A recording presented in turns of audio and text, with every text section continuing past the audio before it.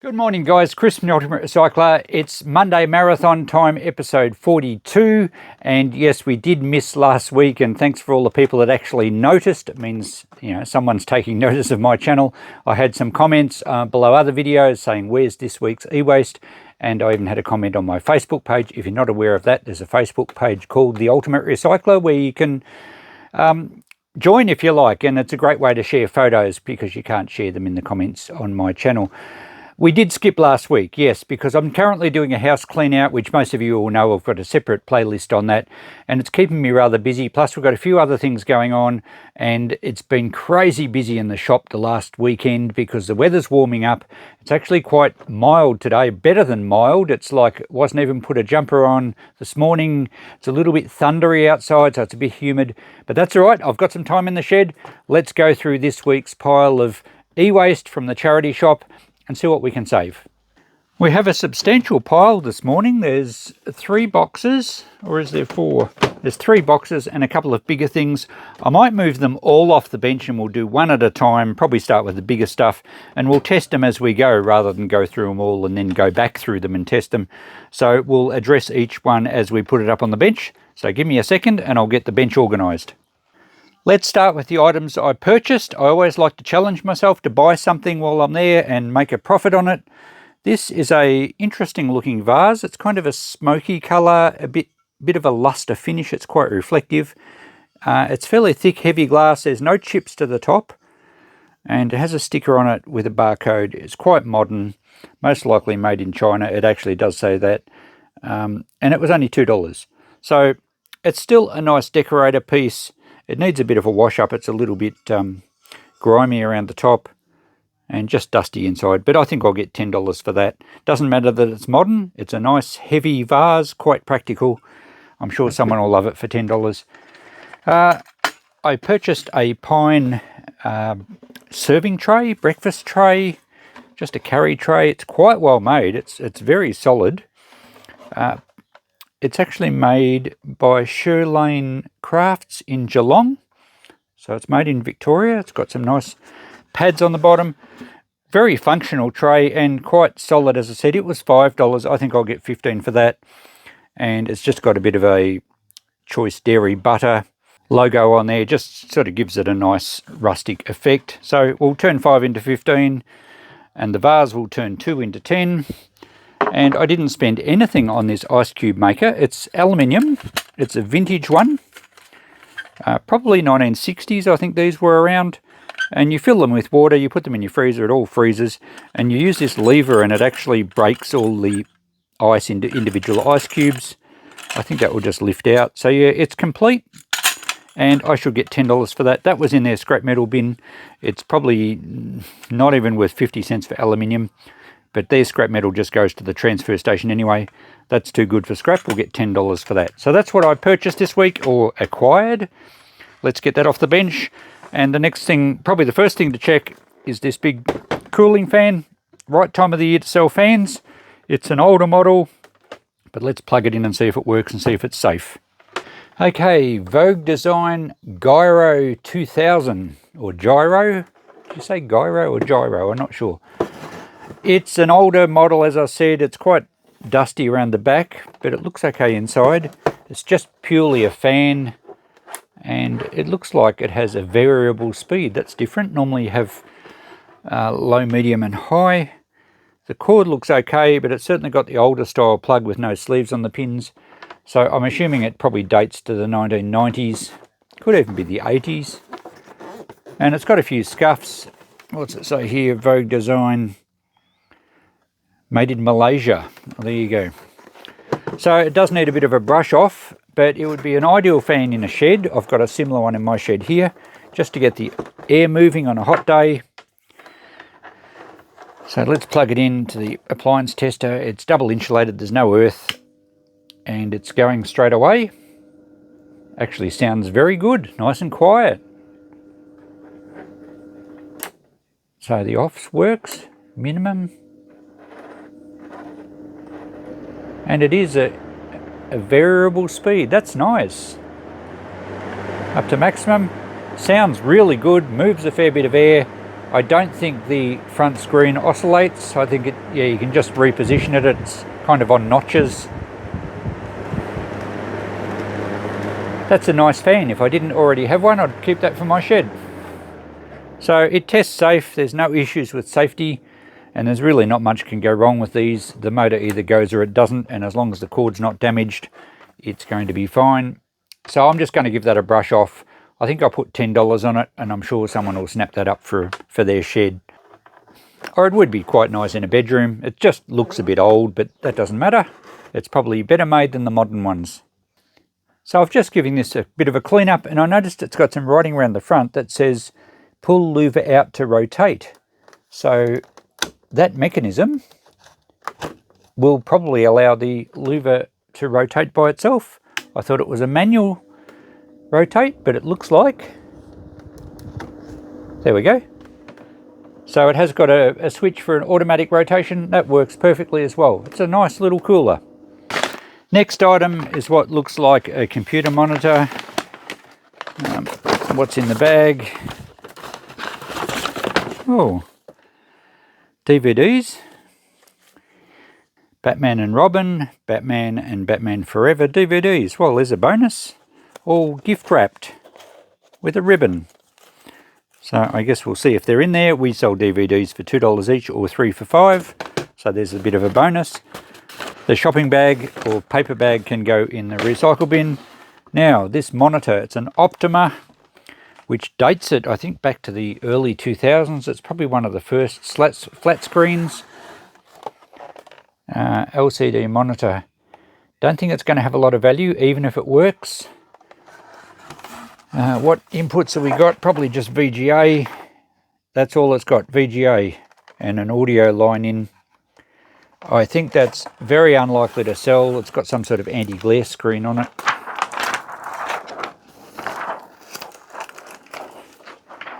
All right. What are we going to do with that?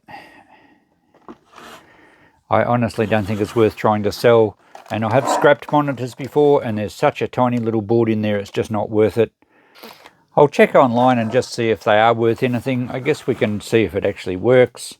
We might get $5 for it for someone that wants a cheap monitor, but with VGA input, it's really not much good for any other use other than early PC. Not sure, I'll have to think about that one. Yeah, that's right in the middle of the era where it's not old enough to be collectible and not new enough to be that useful. All right, we'll put that aside for now and we'll check it out later. Don't think this screen's any good. It just seems like a piece of plastic sheet. It'll have to go in the bin. Okay, this box is next and has some bigger items in it. Looks like we have some sort of grill sandwich press. It's a Sunbeam. And it's incredibly dirty. One of that's usually a green LED. The cover's missing, so it's not safe. And the Teflon's badly burnt. So that's going to be a scrap item. I will get the plates out of it. They are cast aluminium, and we'll chop the cord off. And also the arms on these are cast aluminium, and there's a fair bit of weight in them for aluminium because they're quite heavy duty. So we'll scrap that one for a little bit of scrap value, but we're not really finding much to sell at this stage. What's this one? Just a little... Oh, look, are they mini... What are those? They're not like donuts. They're mini little jaffle things. So that looks clean enough. A little bit oily, but the Teflon's undamaged. The unit itself's pretty clean. It's Anko, so it's a supermarket brand. So that'll just be a quick wipe over and a safety test. And hopefully we can at least sell that. Might only be $5. Let's give it a test now and see if it works all right. Okay, it's plugged into the appliance tester. The lights come on. Let's see if we've got an earth. Yes, we have a pass on the earth, and it's getting warm. Top and bottom. It passes on the appliance tester. The cord was okay. So quick clean up, quick wipe over. We'll just get $5 for that, but at least it goes and at least we can save it. Okay, next item on the list is a coffee pod machine, I think. It's an Ovation brand. It looks pretty clean. Doesn't look like it's had much use. Oh, it's even got the covers on the pin of the plug. but I'm sure it has been used. It's not new, but it looks pretty clean. Now, I don't know much about these coffee bob machines. I have never actually used one. And I'm not about to go and buy some capsules to put in it to see if it works. We'll just try and power it up and make sure it's safe. The water reservoir's at the back here. How does that come out? There we go. That's nice and clean. Well, it looks in good condition. Let's plug it in and power it up and see what it does. Okay, that's on. There's a switch down the back here, and we have a on button at the front. Oh, hang on, that switch is on that way. There we go, it's coming to life. I think it's heating when that's flashing, but there's no water in it, so we're not going to really know. There, all the lights have come on. So it seemed to boot up okay, if you can say that coffee machines actually boot up. I think it would work fine. It doesn't look damaged at all. It tests safe. So I think I'm just going to put this one at the shop for $10, and someone can check it out. If it's faulty, they can bring it back. I'd rather not try and muck around with it. I'm happy just to take $10 and flip it quickly. And I haven't looked them up. They might be an expensive brand, but I don't think any of the coffee pod ones really are that expensive. Certainly they probably don't hold much of a second-hand market. But that one tests out safe. It appears to work, or at least power up. So we can send that to the shop just for $10, and hopefully we'll find a new owner for it. Doesn't really even need a clean-up. I'll just give it a bit of a wipe over. Okay, that's emptied this blue tub. Let's get through some of the other stuff. This was the other big item we had on top of the pile before, and it's a vintage heater. It's a Vulcan. It looks like a 70s era plug. So it's been around for a while, but it looks in magnificent condition. And these things always looked quite industrial. And I don't know who ever decided that appliances needed to be wood grain finish. I don't know that heaters were ever made out of wood. It seems a bit ridiculous, that concept. But this one's in good nick, really good condition. So it's almost a museum piece. It's probably a bit dusty in on the elements, and it may not have been used for a long time, but I can't fault the casing. It looks pretty good. Original cord, and there's no issues with the cord. Bit of a tangle, but no issues otherwise as far as safety goes. So let's plug it into the appliance tester. It's getting a bit late in the season to sell heaters. As I mentioned earlier, we're more into fans now and coolers. All right, where's our earth lead? We're going to need an earth on this one. It's a metal grill there. Yes, we have a pass for the earth. Let's see what it does. It might have a fan in it as well. It says cool. So there's a fan. Sounds good. A little bit of dust came out, but sounds fine. Then we have heat 1, then off, heat 2, and heat high. So heat 1 drops the fan speed, and it's definitely warming up, and I have that distinct smell of a little bit of dust on the heating elements. So then we go to off. Geez, I like the switch, it's really positive. Heat 2, that's still heating. Let's go to heat high, where the fan kicks up to full speed. That's pumping out a lot of warm air. That's a really nice heater. What a great piece. It really is a classic looking 70s vintage heater in exceptional condition and works well. I don't think I'll put this out at a discounted price. I think I'll put this in the shop for maybe about $25 or something. And sooner or later someone's going to really appreciate the industrial look of it and the fact that it's near 50 years old probably. Wonder where it was made. Let's turn that off. Should give us an indicator. Was it Australian made? Vulcan? Vulcan Australia Limited. So one would presume that it was made in Australia. There's no Torx bits anywhere to be seen. There are Phillips heads. So I'd suggest late 1970s, maybe mid to late 70s. What a nice piece. That's really almost a museum piece from, mid-century household appliances. I'm going to go $25 on that, and I think someone will think that's super cheap. Nice piece. Moving right along now, we have the red crate, and there's a kettle, a Breville kettle. Oh, very scungy around the top, and it's missing the flip button, so that one's broken. Can't even get the lid up. Not sure what actually operated that. There we go, push button. And that's absolutely disgusting inside. It's got so much calcium build up. I think that one's seen the end of its days. I can't sell it without a button, even if we tried to clean it up. So, stainless steel, most likely. Yep, non-magnetic stainless. But it's not worth trying to get all the plastic off it. Stainless isn't that valuable to worry about stripping something like a kettle. I think you could sell it as irony stainless, but I don't keep that stuff here, so that can go to Ewaste. And the base of the kettle, I've got a few bases kept in case I need the little sockets at the bottom. I don't need to keep any more. So we'll chop the cord off that one.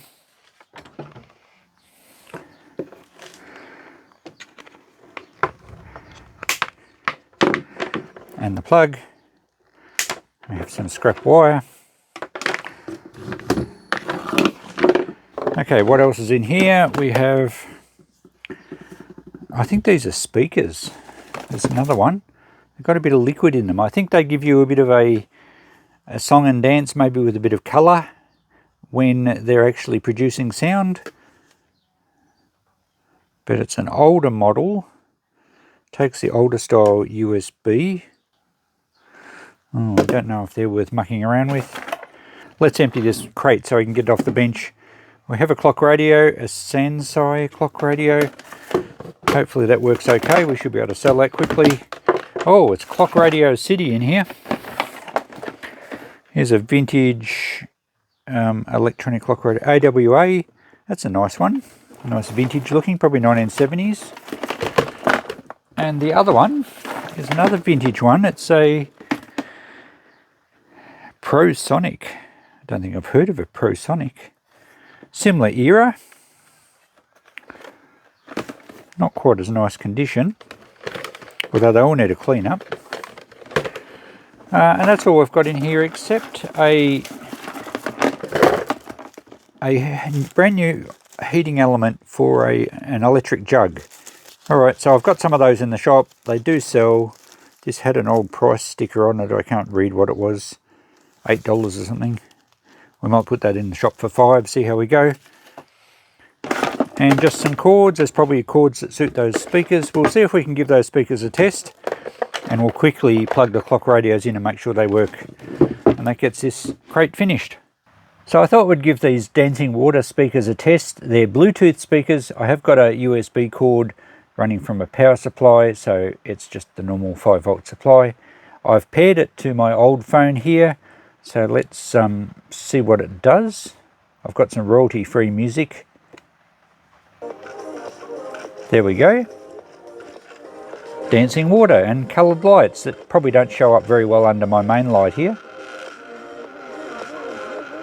But now we have some weird grating noises going on and the water's stopped.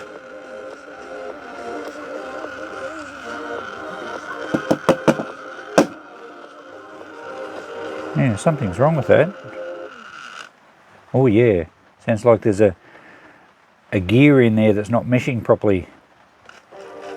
So it starts okay, and then it's got a problem. That's a shame.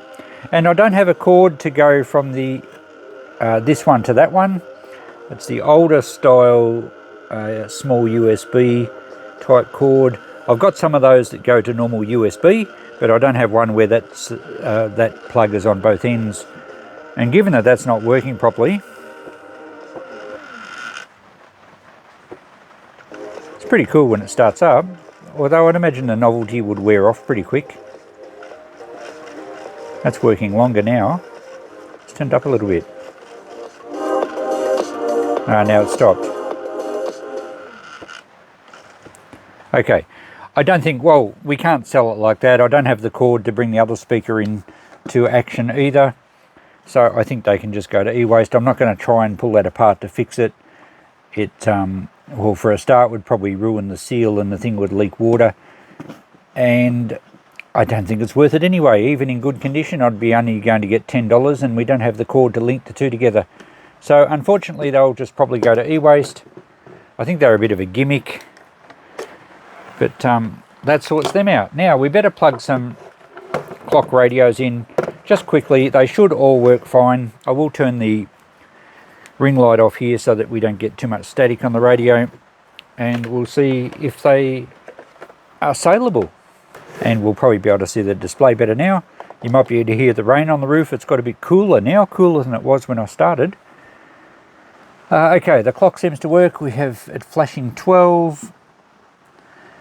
And I guess if we set the time, it stops flashing, does it? Yep, there it does. Now the radio itself, the only thing that really goes wrong with these is that the volumes are very crackly. I don't even know where the switch is, here on the back. On, and we've got FM. Bit crackly in the oh, that is the volume.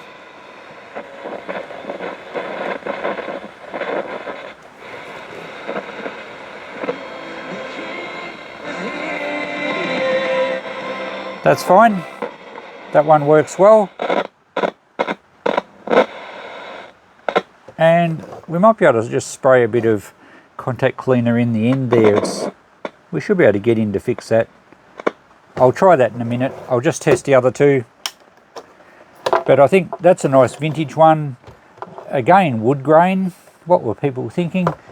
I think that would be 70s again, late 70s. It has FM. AWA. I think we'd get a bit for that. I will check out online to see what they're worth. Let's do the other vintage one. Similar era, maybe a fraction newer. AM, FM as well.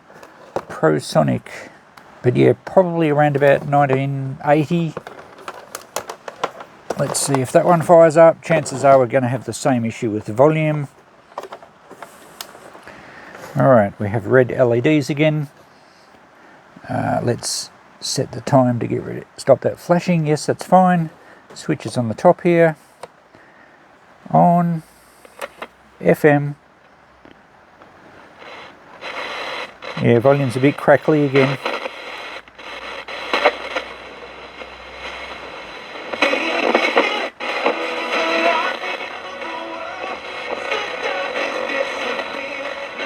Yeah, that works fine. Just again, we might try and get a bit of spray into that. And they just need a bit of a wipe over. But they should get a bit. They'll get maybe $20 each, maybe 10, just depends. People do like the vintage ones. This one's a bit more recent, probably 1990s, getting up towards 2000, I'm thinking. Sansai, probably made in Japan, it is. I didn't check battery compartments of the other ones. Normally they don't have batteries in them. That's just to provide a memory for the clock in case your power goes out. Okay, let's power this one up. Huge numbers on this one. Let's set that. There we go, it stopped it flashing. And on, off. Oh, there's a night light on the top. It's a bit yellowed. It works though. And where's our switch on this end? That sounds pretty good. We'll see if we can get a station. Okay, that works. Not as good a reception as the other two, but at least the volume's not crackly. So this one is perfectly operational as it is, but I think the receivers in the other two are actually probably a bit stronger, pulling in stations a bit more easily. There's not a very good spot in my shed for reception here, but they all work. I just got to get rid of the crackles on those ones, which should be pretty straightforward. Give them a wipe over, check some values, but that's good. We'll get a pretty good return on our 3 o'clock radios. I've just finished cleaning up these 3 radios. They actually present very well, and I used some Deoxit, the Fader F5 for doing the volumes, and it fixed them up fine. I could get some spray into the sides of them without dismantling, so that was handy. I realised afterwards this one has some funny pads on the top, and I wasn't sure what this was for. This one had a phone handset sit on the top, and in the back or somewhere I noticed there's an inset or an area for the handset to plug into. So this was actually a phone as well. So that's pretty quirky. I think this is the nicer of them. Both these are made in Hong Kong. That one's made in Japan. I do think these are around late 70s, but that's a really nice one, the AWA. It has nice lines. It just looks sleek and retro. Even the script writing for clock radio, I think I'm going to ask about $30 for that. This one, we might just go 10 because it's incomplete, really. It's supposed to have the phone handset with it, which I don't have. So 10 on this, perhaps 10 on that. It's just a basic one, probably from the 1990s or so. The last tub to go through now, and that will finish it for this week. This looks like a real mixed bag. I'm not sure what's in here. What is that? A spot shaker? That's not electrical at all. Is that just for like garden basics for seed and fertilizer? I was going to say, is that just for spreading stuff around your lawn? You've got different, it's like a giant pepper shaker with different sized apertures here. So you've got a finer one, a medium and a coarse, and you can sprinkle out fertilizer or seeds. Perhaps you could sowing your own lawn seed. You don't have to fling it round by hand. You can have a little bit more control on how much you're putting out. I have no idea what they're worth. I'll have to look it up, but I'm thinking I'll probably just put $5 on it. Not electrical, but hey, we'll sell it. And an extension cord, just a nice short one here. It's quite modern, in very good condition. I think you can buy extension cords very cheaply at hardware stores and whatnot. But I think I'll get $5 for it. I don't think I need any more around here, although sometimes a short one is handy. But we'll say $5 for that. I'll decide whether I keep it or not later. What's this high-vis stuff?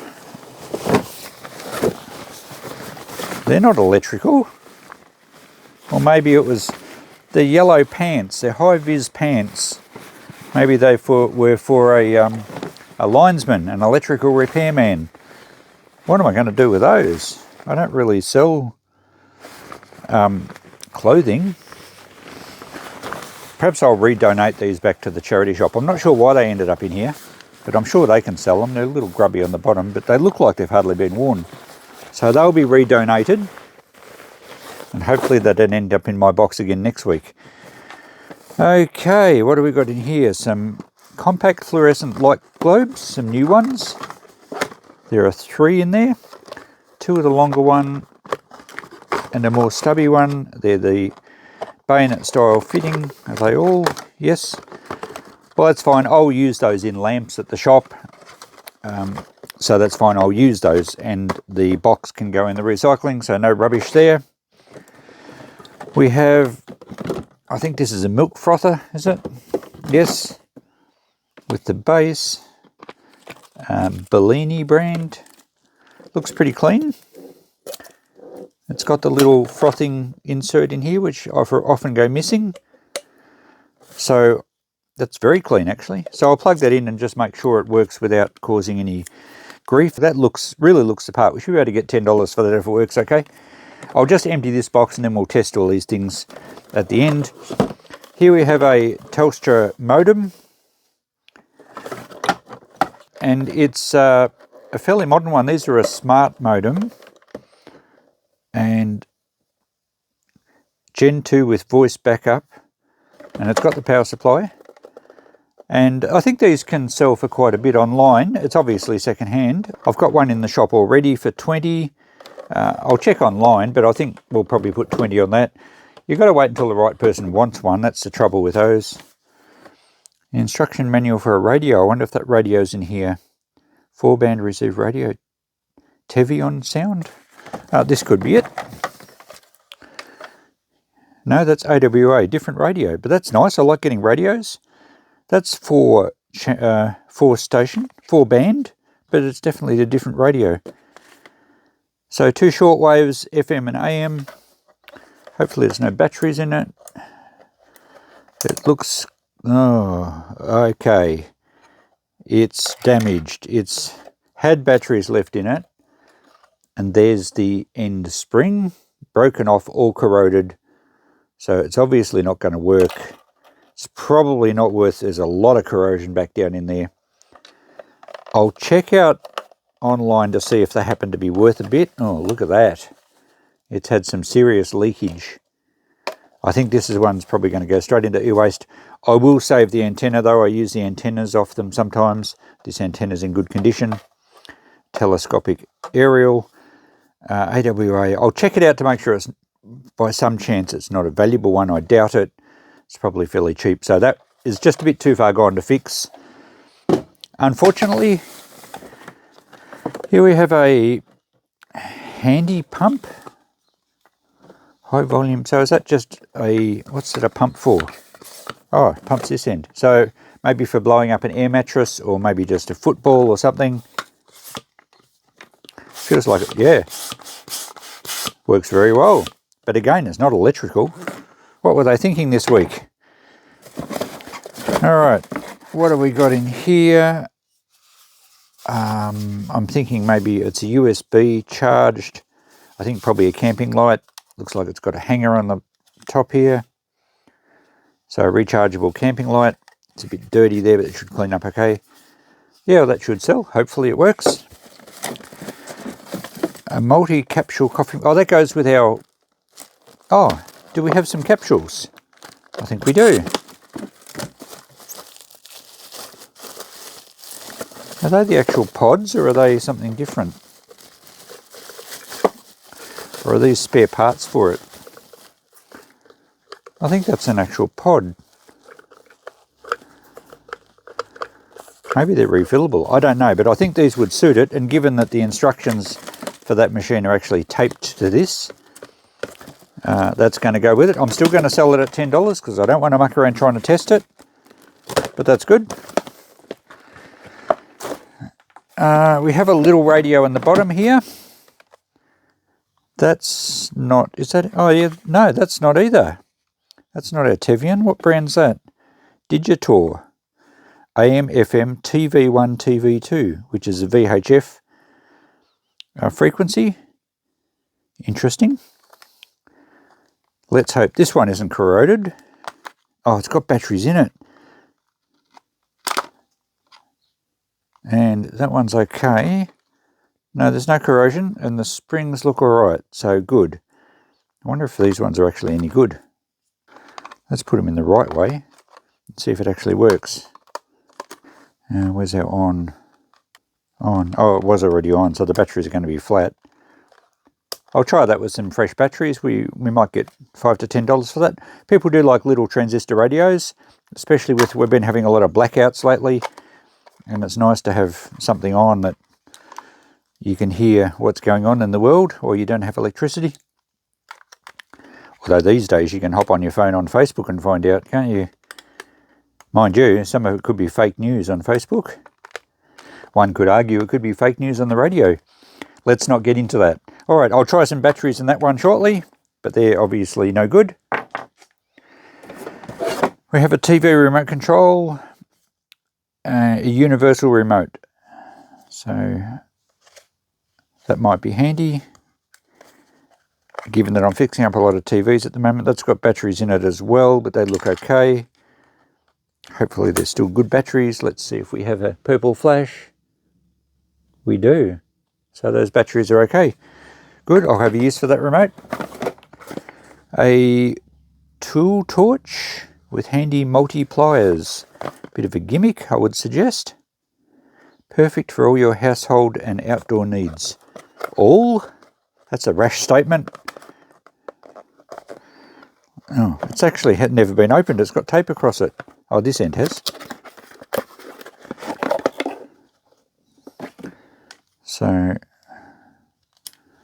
there's no batteries in it. Does it recharge somehow? It needs batteries. AAA's. All right, I'll try that, see if it works. Where are the tools? Oh, all the little bits at the top. Where's the driver? Or the pliers? I don't know how to find the pliers. Oh, the pliers are missing. I think they slipped into there. Oh, the battery's going that side. Yeah, someone stole the pliers. All right, well, that's not much good. I don't think they're in the bottom of the box. All right, well, we'll try it and see if a torch works, but it's probably really not worth very much at all. We have a 12-volt battery charger here, 6 volt, 12 volt, up to 8 amp. An Arlic, that should be a pretty good battery charger. Hopefully that one works. A good basic non-smart battery charger, handy for doing electrolysis, cleaning or something like that. That should sell quite well if it works. So we'll test that one shortly. We're just about finished this box. We have a door handle set. All right, it's not electrical either. I'll check that out. We might get $5 for that, but I don't think it's got a key with it. So we don't have, yeah, it might just be scrap. We don't have a key for it. An older extension cord, and with the old ones, when they don't have the sleeves on the pins, it's quite an old one. It looks like it's been hot. We'll just cut the cord off, cut the plugs off for scrap. And the last thing in here is a little teapot, electric teapot, which I think is like a nightlight, is it? But it's a US plug, so it's no good here. And I don't, oh yeah, it is just a little nightlight. So, a bit quirky, but really no one's going to plug a little cheap nightlight in here with an adapter. I might just put that in the dollar box. Someone might like the teapot purely as an ornament. So just in the dollar box for that one. That ends our tub. Right, we better start powering up some of these things and see what works and see what doesn't. So time to run through these last few things. I have plugged the Telstra smart modem in and it is powered up and it's got all the indicator lights there. So it's even got the blue light here. It obviously hasn't got internet because I haven't got it plugged into the phone line or cable or whatever it is they plug into, but it clearly works fine. So I'm going to take that to the shop and try and get $20 for it. I did look them up online and they were selling for $20 to $30 to $40, including postage. So people still obviously want them. The little torch gadget here, I put some batteries in it. It does work, but it's not overly impressive because we're missing the pliers. I'm not going to try and sell it. I took the batteries back out and I'm not even going to worry about the box. They can go in the recycling bin. They can go in the $1 box at the shop, and someone may well buy it if they ask me if it works. I say yes, but I didn't want to include batteries with it. So that sorts that out.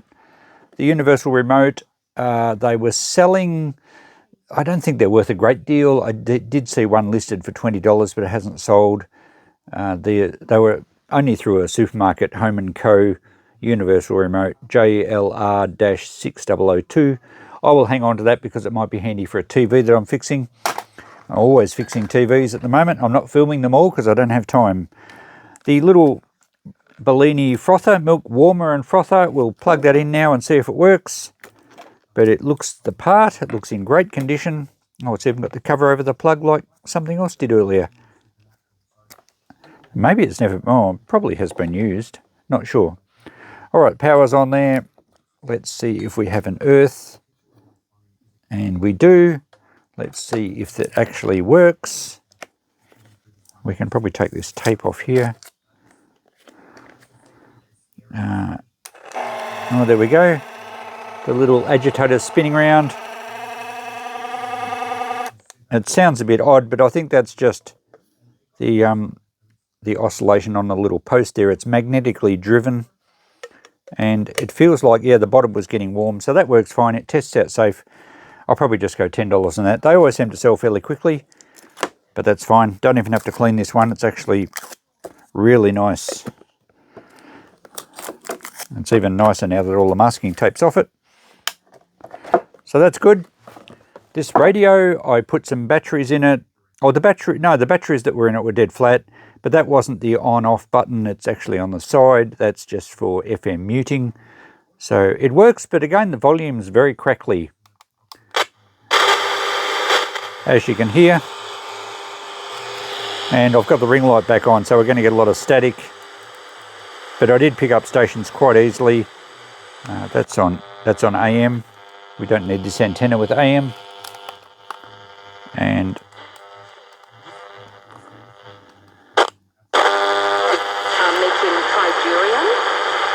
that works fine, but I will spray some deoxide in there and see if we can get rid of that crackle. AM, FM, TV1, TV2, I think we'll probably try and get, we might try and get $10 for it.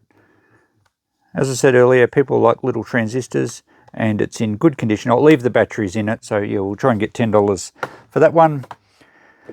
This little cordless or rechargeable camping light, I had it plugged in to a USB charger in my other room for about 15 minutes. And if we hold our finger on the base, it comes on. Not only that, but if we touch it, we can go brighter and we can go through a range of colours. Just what you need in your camping outfit, a blue light, purple light. So that works fine. It even has looks like that's getting brighter. And if we hold the finger on the base again, for a while it goes off. It's just like a touchpad. So that's pretty cool. I don't think it's a particularly good brand or anything. I can't even see a brand on it. But I'll probably just put $5 in that. I'm not going to supply a charger with it. That's everything except this Optima monitor that we had earlier. I'm going to send this straight to Ewaste. I'm not going to try and test it because even going, I'd struggle to get $10. It's quite an old model and I don't think there's any real value in scrapping it. There's going to be one small board and I don't have time at the moment. So that one's going straight to Ewaste. It's just so hard to sell those little old monitors. So we just have to check this battery charger now. So we'll power this one up.